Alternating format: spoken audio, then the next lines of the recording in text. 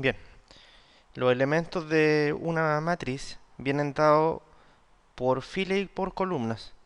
Las filas siempre van a estar haciendo referencia a los elementos que vienen en forma horizontal. Es decir, acá en este caso nosotros podríamos decir que la primera fila de la matriz corresponden a todos estos elementos que están acá. Esta es la primera fila de la matriz que nosotros tenemos. Los elementos de las columnas o las columnas vienen dados en forma vertical. Por ejemplo, acá nosotros tenemos una columna. Ahora, las que nosotros marcamos, o la que acabo de marcar, corresponde a la fila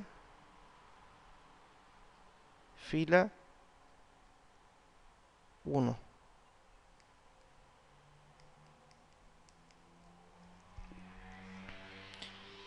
Y la columna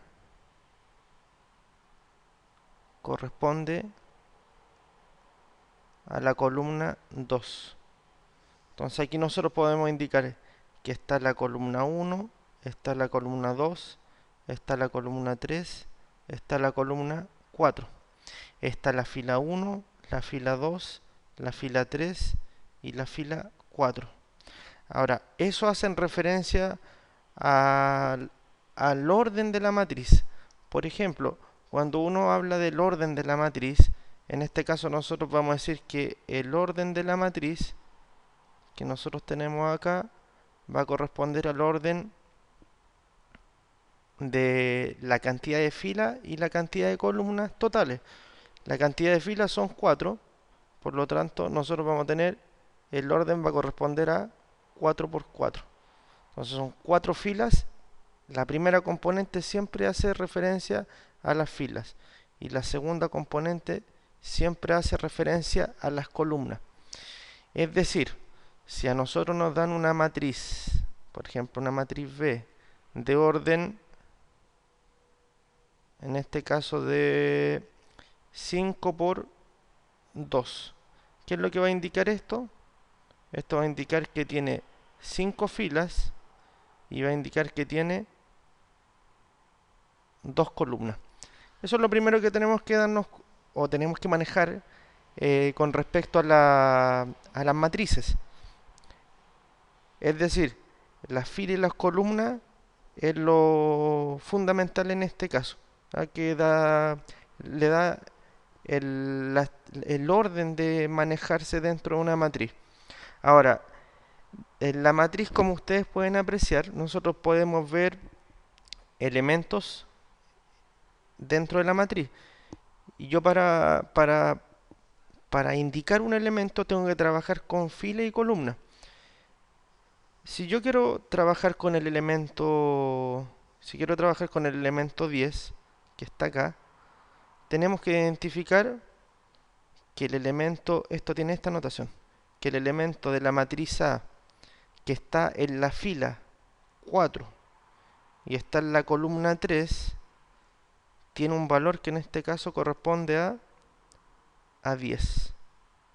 Entonces, ese es el valor que tiene el elemento de la fila 4 y la columna 3. Entonces ahí tenemos los valores. Ahora, si uno quiere, para que quede bien claro esto, si quiere, por ejemplo, trabajar con este elemento, con el elemento 2, ese elemento 2, el valor 2 está en la matriz ubicada en la fila también 4, pero corresponde a la columna 1. Entonces el valor, en este caso del elemento de esa posición, va a corresponder a 2. Otra cosa más importante, también que es importante dentro de las matrices, es lo que se denomina la diagonal principal. La diagonal principal va a hacer referencia siempre a estos elementos que estoy marcando yo. Empezamos en la esquina superior izquierda y terminamos en la esquina inferior derecha. Esa corresponde a la diagonal principal. Es importante esta diagonal principal porque más adelante vamos a trabajar harto con esta diagonal, con la principal.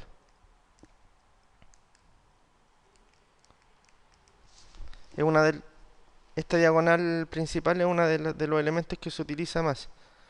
Entonces esa es la diagonal principal. Ya.